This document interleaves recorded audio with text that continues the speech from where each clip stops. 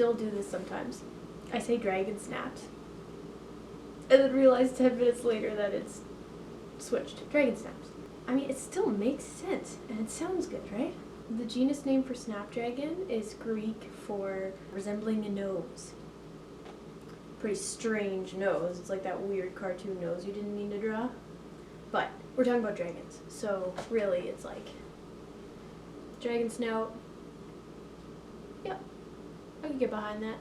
Snapdragons are in the Plantagenaceae family, the plantain family. So other plants in this family, foxglove, the veronicas, toadflax, and of course, the plantain weed. I don't think it's a weed, but very medicinal. Grow snapdragons in well-drained, rich soil. Give them full sun. They're an annual in my zone, but zones 5 and up, they're actually a perennial. Regardless, as an annual, they self-seed really well. Starting snapdragons from seed is a bit arduous, takes time, but it's worth it, if you ask me.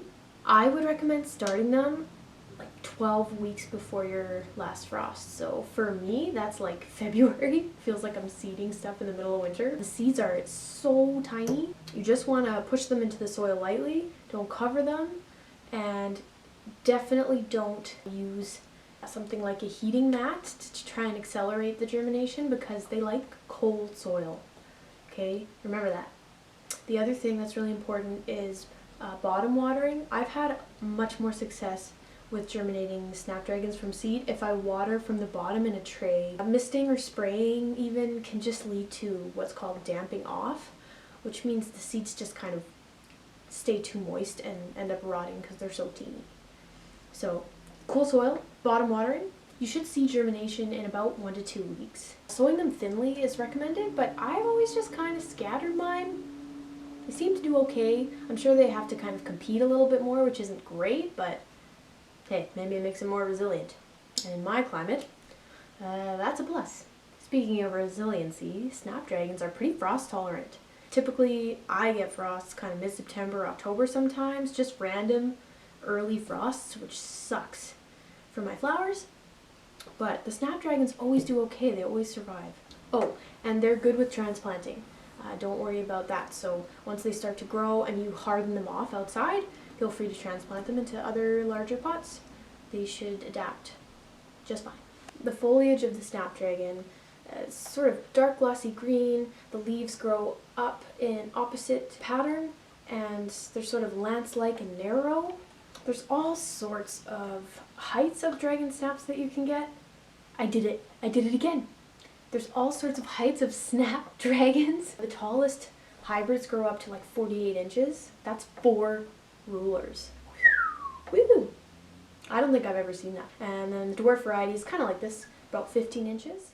Look at this snapdragon foliage is actually even starting to turn reddish brown, almost like a perennial would. It knows it's October and it's starting to prepare for the cold. It's just slowing its chlorophyll production down. Snapdragon flowers are quite irregular. They come in all sorts of colors, anything you can possibly imagine. What I do every year is I save seeds, and I started saving seeds from like hybrid cuts that I bought at garden centers. So when you save seeds from a hybrid, you actually don't know what you're going to be getting the following season. So I always plant them, and then the colors that pop up are a surprise.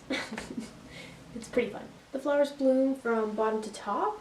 See, this guy's only got terminal flowers left. If you've never seen a bumblebee butt sticking out of one of these flowers, you definitely need to grow these and watch all the time for it, because it might be the cutest thing you ever see in your life. We always think of bees as the only pollinators, but there's actually tons of pollinators out there. The cool thing about snapdragons is bumblebees specifically are one of the only pollinators that are actually big and strong enough to actually get their bodies inside these big deep flowers to pollinate them. Maintain a good watering schedule. Deadheading flowers is a really good thing to do to prolong blooms, and you should see them going all the way through into the fall and even past frost. So I have in my hand here a little snapdragon seed pod. Doesn't it look like a little skull? All you gotta do really is shake it out. Literally just have to, whoop, there they go, see? Tiny little black seeds. Look how many are in just one pod. It's pretty epic. Sometimes you can even just crush the skull if you want. So make sure you have a vessel ready to collect these guys because they're so tiny. And if you need to transfer them, just do this. They just stick really well to your fingers. Make sure you wait until the seed pods are brown like this guy on the left here. If you pick them when they're green, the seeds are probably not going to be fully mature. Here's my little lazy collection of Snapdragon skulls. If you're short on time or you just don't want to do the little shake, you can just put the dried pods in a container and save them like that, and then crush them into the soil the following year. Alright, that's it for Snapdragons. Make sure you play with them. It's just a damn shame if you don't. And stick one in your mouth too. They're edible. Bit bitter, mostly neutral flavor. This one's quite a bit bitter, actually, but mostly they're for the looks.